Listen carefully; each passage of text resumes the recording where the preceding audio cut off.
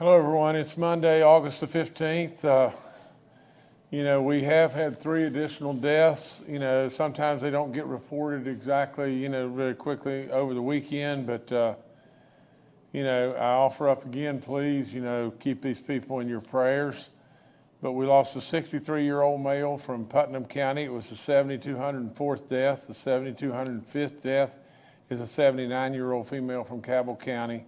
And the 7,206th death is a 62-year-old male from Morgan County. We have 2,891 active cases right now in West Virginia. From a standpoint of the last 24 hours, we had 1,896 new positive cases that were reported. Our daily positivity rate's way up because we probably didn't test a lot. Cumulative rate is at 8.40 now. Recovered cases are 559,225. We have 333 Great West Virginians that are hospitalized, 46 in the ICU units and 13 on ventilators. We do have some, green counties, a lot of yellow counties, and 1 county that's in the gold, and that's Hardy.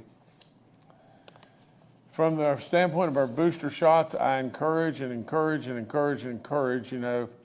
absolutely get that booster shot. It's, the FDA has approved and is encouraging booster doses for all Americans over the age of 5. Now, especially if you're 50 and above, you've got to get this booster shot. I know some really close friends that just over the weekend ended up with COVID. The first question that I asked them was, have you had your booster shot? Because they were having a tough go of it. They said, well, not really, not yet. When am I supposed to take that, or how long's it been? I got my last vaccine in October. Well, it's too late. It's too late. I mean, they are really sick.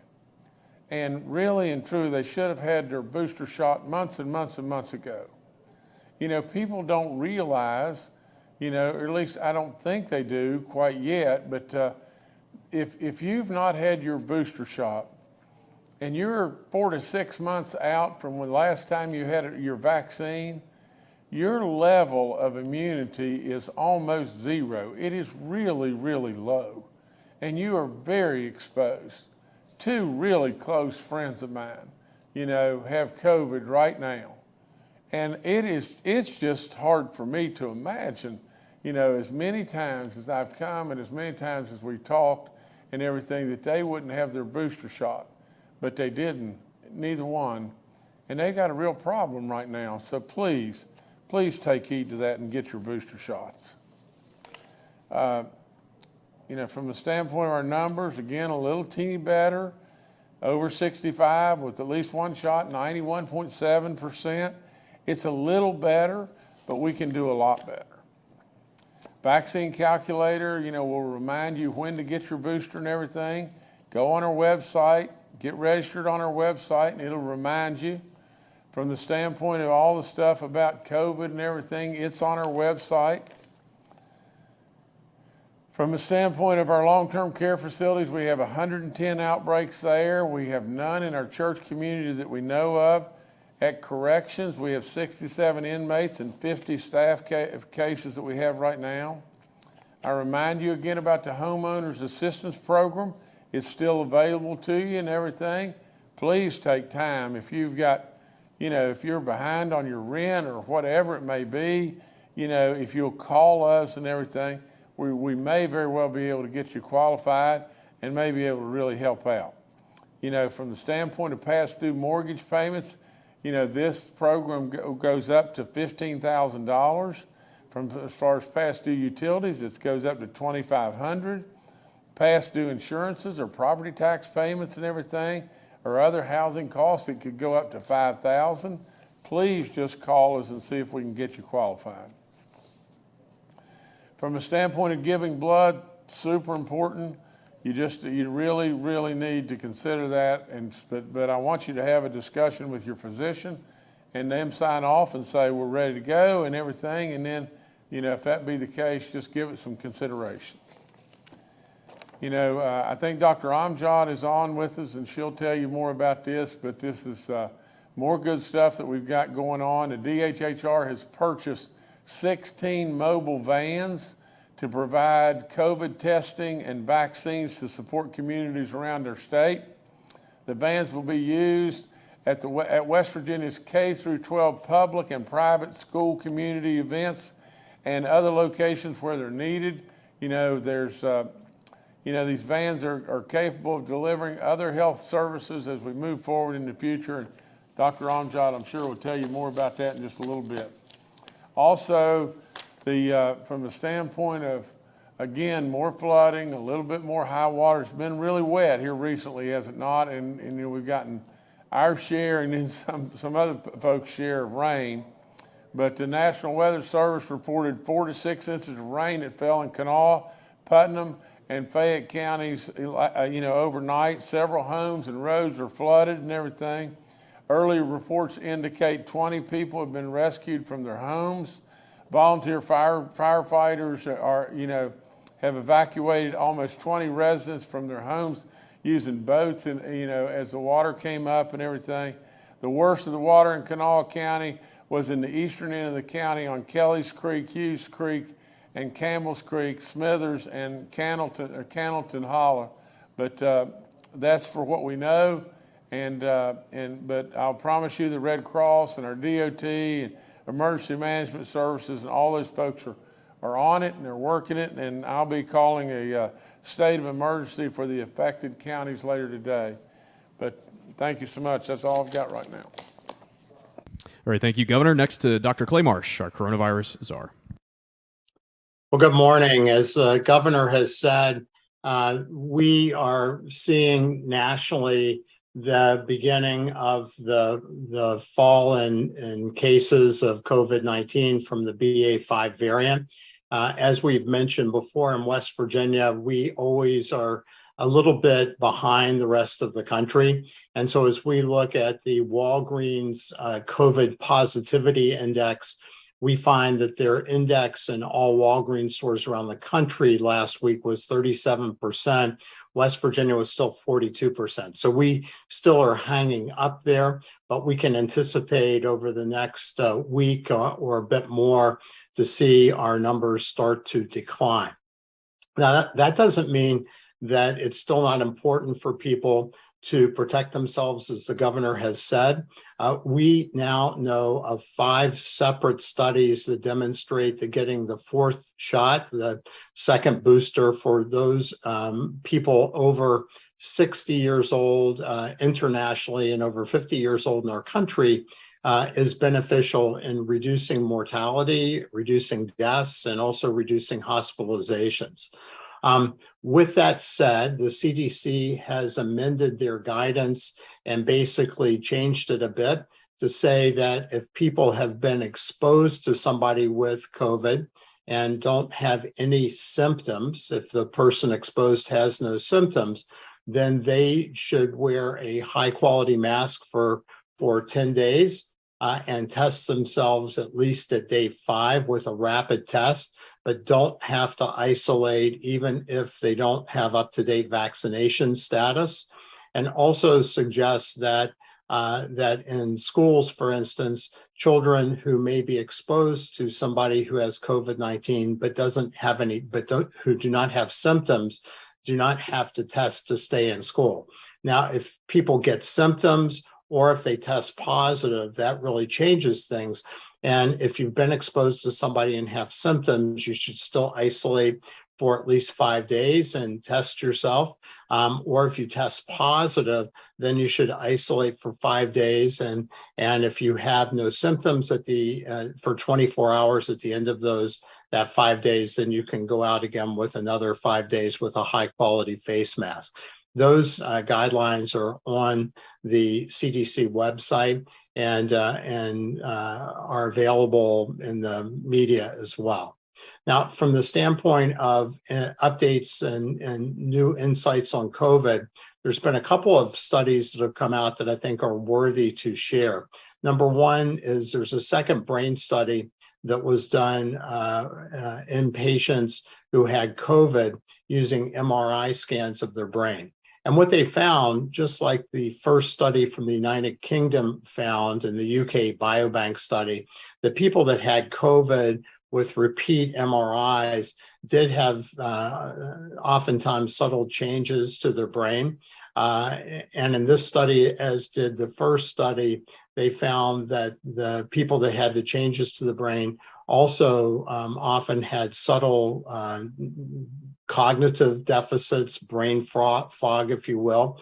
And the second study, they looked and found that these people had changes to a critical cell type in the brain called astrocytes. And these cells are important in regulating blood flow to the brain and also in helping repair injury to the brain.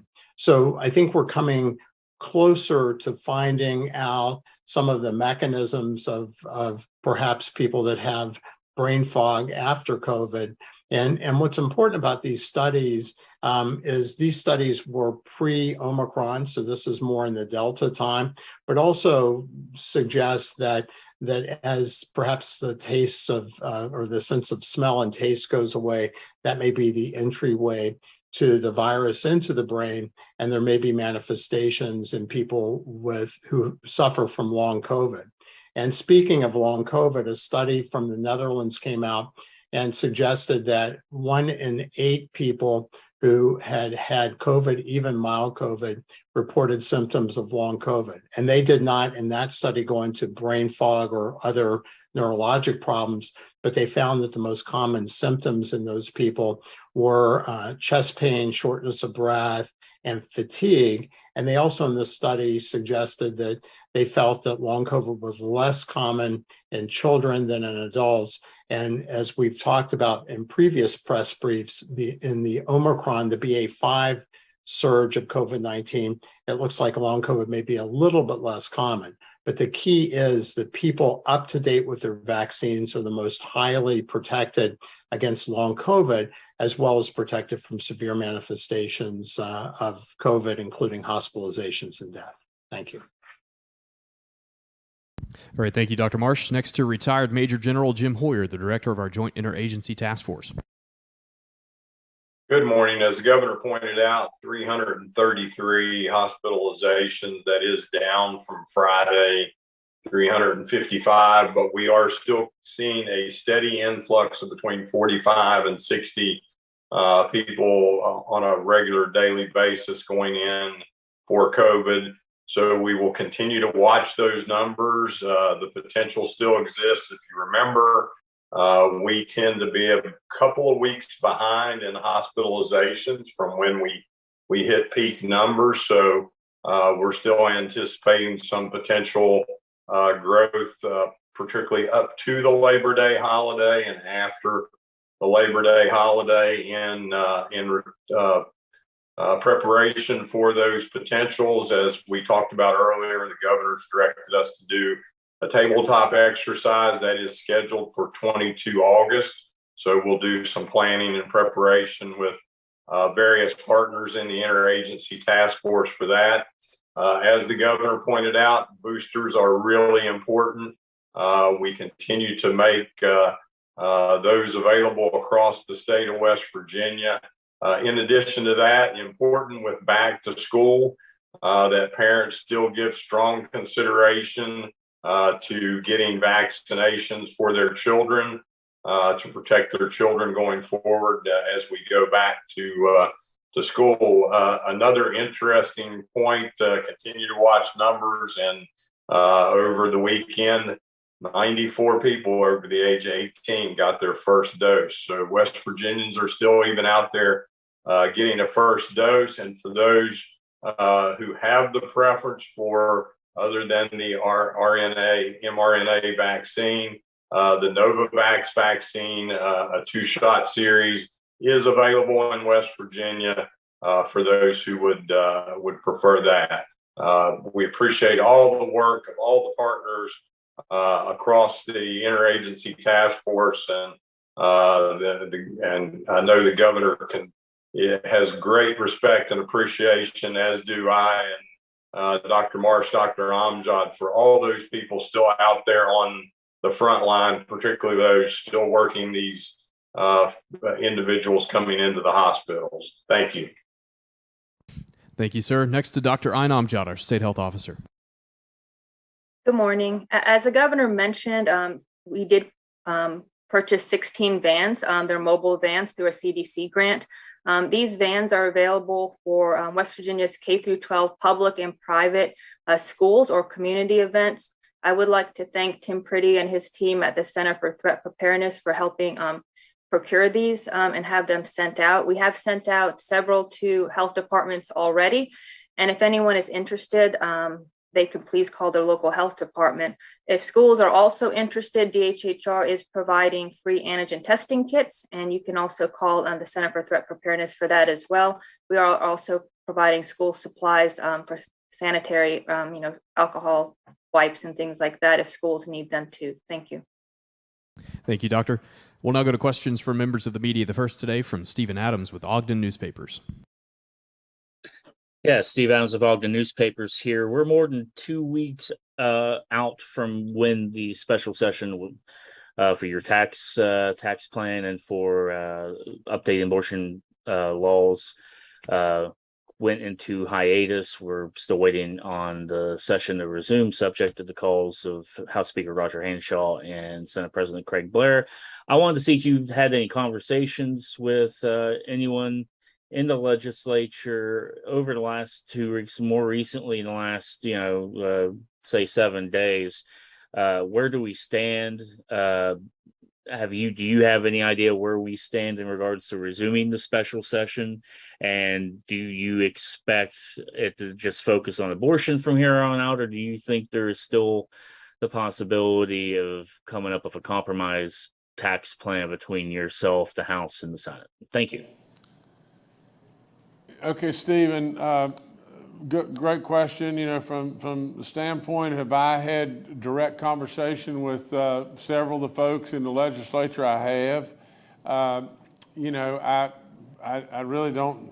I don't see it terribly constructive to talk about, just my personal feelings from the standpoint, other than I truly believe that without any question, if we can get on a pathway to get rid of our personal income tax in West Virginia, I'll say it to my grave. It is absolutely the best choice whatsoever. From the standpoint of other plans, or being willing to negotiate and all that, I'm there. I'm there 1,000%. Always been there. Welcoming negotiation and everything. To be just perfectly honest, there's folks on the Senate side that don't want to do that and everything, and the reason for that probably is they want to expend all the dollars in a direction that I personally believe is very risky, to say the very least, and it benefits, as I said many times. And everybody can fact check the stuff that I'm telling you. It benefits our very larger corporations, and many of them are out-of-state corporations, over favoring our workers and people in the state of West Virginia. Now, we don't want to be asleep at the switch and just think, well, what really and truly this whole thing's about is just getting rid of your taxes on your automobiles. I would absolutely be in favor of doing just that, plus, my plan. I've said this over and over and over, so that's not the issue at all. The issue, though, is from the standpoint of what we were going to do initially is be able to get money back in the folks' pocket and get money back, coming back to them really, really quickly. And I have no earthly idea how we can turn our back on, especially Republicans, how we can turn our back on a tax cut. I don't get that at all. Now, from the standpoint of where we are, I guess the last conversation that I had at length and everything was with the finance chair.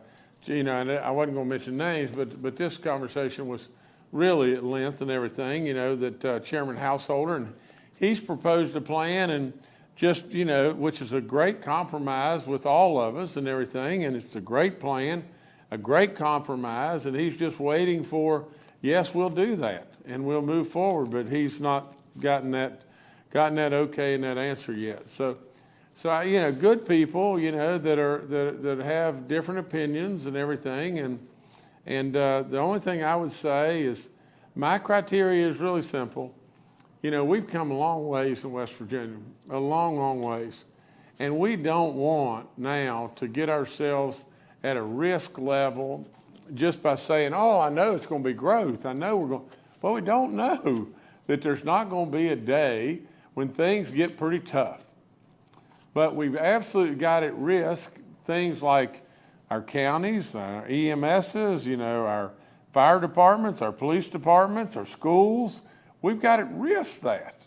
And if we just shove it all up on the table and we have a bump in the road, you know, we better pay really close attention to the fact that we can have bumps in the road.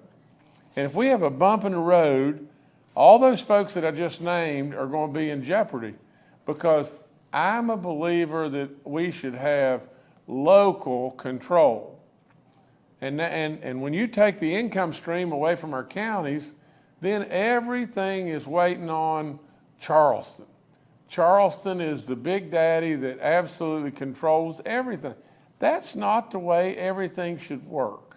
And so, all that being said, you know, I'm standing in the wings. I'm absolutely wanting to compromise, you know, and us get this done where we can help our people. But we've got a real stalemate there. And as far as and I don't like referring to it as the abortion issue. In my opinion, it's a life issue. And with all that, though, we've got to have, because this one's super tough, you know, we've got to have reason and logic, and then come out of it to where it works, and it works the best it possibly can.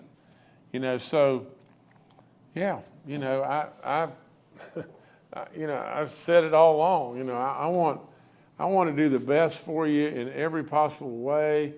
You know, I very confidently say, you know, we have done that, and I'll put my record as far as minding the store up against anybody's.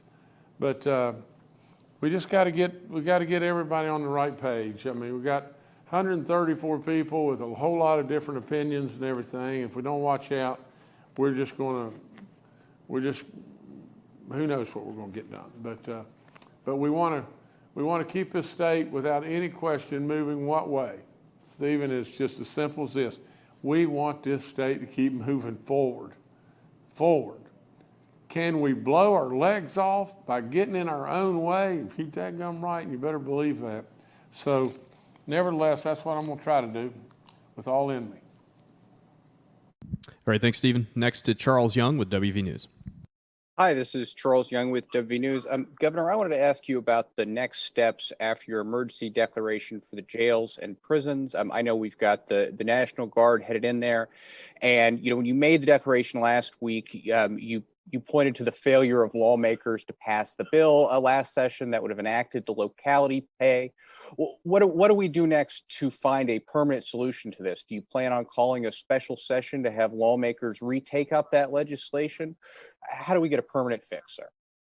Well, Charles, I want you to know I wasn't being super critical of our lawmakers and not following through with the regional pay stuff and everything, but because they, you know, when they come into regular session, they've got, good gracious, you know, it's literally thousands of issues to work through, which blows my mind in every way.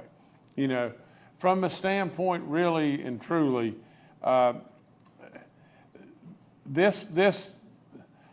and I hate to think, you know, that we're going to have another special session about something else and everything, but, you know, literally the regional pay issue, you know, is something that we should probably consider. The downside of it, though, is just this. You do regional pay, it's pretty obvious, but you do regional pay in a certain area and you're paying people more there than you are in a county maybe that's not having, you know, that that's having all those issues and whatever and like that. And the net is the people that are in the counties that are being paid significantly less and doing the same job, they feel like they're being really slighted. And then before you know it, you got a food fight going on, and then the next thing that happens is you just are going to, maybe be in a situation where you bump everybody up significantly. Now, I'm not opposed to any of that, but it needs real live discussion. And from the standpoint of our legislature, it needs real live discussion from those folks at some point in time, and the sooner the better, because when it really boils right down to it, we've got counties with a 60% vacancy level. We've got to take care of our inmates and take care of the folks in our jail facilities, or we're going to end up with something bad happening there. Today, right at this moment, we don't have a choice but the National Guard right today. The National Guard will absolutely handle this situation until the regular session, if we want to wait that long. And at that time, we could very well send up our own bill in regard to, regional pay and everything. But Charles, while I got you, let's just think about this. Let's just think about it how I would think about stuff. We got to take care of our inmates, and we got to take care of our staff folks, and we got an obligation to have corrections. B is, I agree 1,000% with maybe the philosophy of the legislature that when somebody really does something really bad, we don't just turn them back out on the streets. Really and truly, we need to put them in jail. I believe C, if we don't have enough jail facilities to be able to handle that, build more jails. Because absolutely just turning people back out on the street, is now. Do we want to do absolute rehabilitation and everything else and have them go back into being productive citizens without any question? My Jobs and Hope program just does that. There's many, many different things, and I'm in favor of that. But absolutely just turning them back out on the street, for the sake of turning them back out of the street is absolutely crazy to do that. So the net of the whole thing is this. We have an obligation to take care. We absolutely don't. We have a philosophy of not turning people back out. With all that being said, if we just turned this over and said, well, independent contractors, we're just going to hire independent contractors to come in, it's going to be gigantically expensive. That's all there is to it. We got to solve it. To me, we got to just solve it. And from that standpoint, it seems that the way that this issue is going to have to be solved is we're going to have to significantly change the wage structure to be able to track people to be able to solve it. And so that's what I think we need to, where I think we need to move. All right, thank you, Charles. Next to Mark Curtis with Nexstar Media. Good morning, Governor and cabinet members and fellow reporters. Governor, I want to go back to the abortion issue for just a moment and get your opinion on something. On Friday, the West Virginia Democratic Party issued a press release calling on the state to have a ballot initiative, a voter referendum, perhaps in November, to let the voters decide the issue of reproductive rights once and for all, as they just did in Kansas. Would you favor something like this, or do you think it is solely the purview and responsibility of the state legislature and the attorney general to straighten out whatever confusion and conflict there is in West Virginia law at this time? Well, Mark, again, I don't know how to answer you other than just to just tell you exactly what I think. Unfortunately, this place is surrounded with constant grandstanding. Now, I think that's what the Democrats are doing. I think the sincerity is below the grandstanding. How do we get in front of the media and get a political one-up and everything? This is the responsibility coming down from the Supreme Court to U.S. Supreme Court. This is the responsibility of our legislature and our attorney general.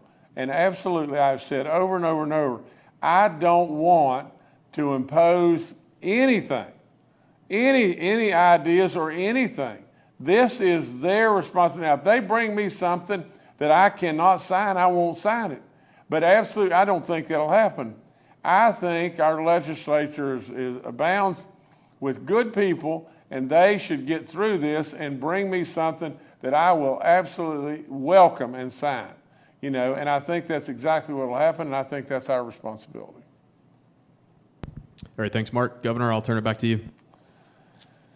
Okay, well, just jumping back just real quick, I just want to, again, reflect on what our experts have said. Dr. Marsh tells us about, long COVID. And for anybody that didn't understand and whatever it may be, long COVID is just side effects. Side effects from COVID that last for a significant period of time, sometimes a long, long time. And especially side effects to your major organs or your brain. So with all that being said, what he's basically saying is this. In the Netherlands, they just did another study. And in the Netherlands, they said, I think he said that 1 out of every 8 people that got COVID. Now, in the state of West Virginia, we've had, I think it's 555,000 people recover.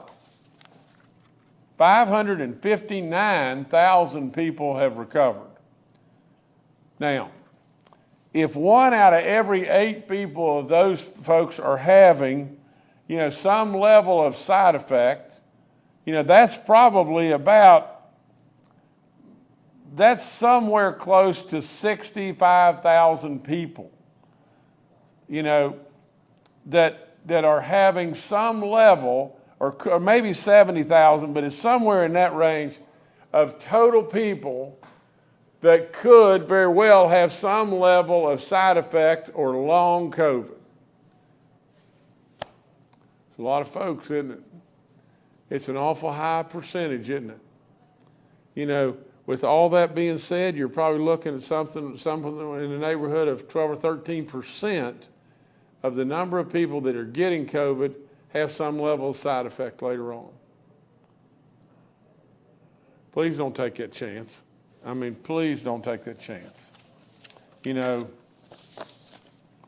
don't know how in the world it could be worth it.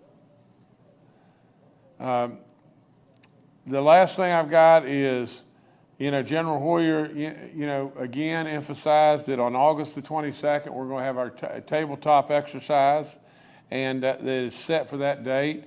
And he also said something that is always important to me, but just over the weekend, 2 or 3 days over the weekend, we had another 94 people in the state of West Virginia that went in and got their first dose, not a booster shot. They got their first dose. Now, all you got to do is ask yourself the same question that I ask myself every single day. How many of those people really and truly we could have saved their life? Is it 1? And if it's 1, what's that life worth? You can't define that, and neither can I. So is it worth coming here? Is it worth being in front of you? Is it worth urging people to get vaccinated and get their booster doses and all that kind of stuff? It surely is to me. And so with all that being said, we're going to continue to try, because every single life we can save is so precious, it's beyond belief. God gave that life, and absolutely we are expected to do every single thing in our power, everything in our power to try to do all we possibly can to help people save that life. And so with all that being said, that's all I've got today, and God bless each and every one of you, and just keep being just what I know you are, the best of the best of the best. West Virginians that all pulled the rope together, and we've done a whale of a job. Thank you for letting me be a part of you.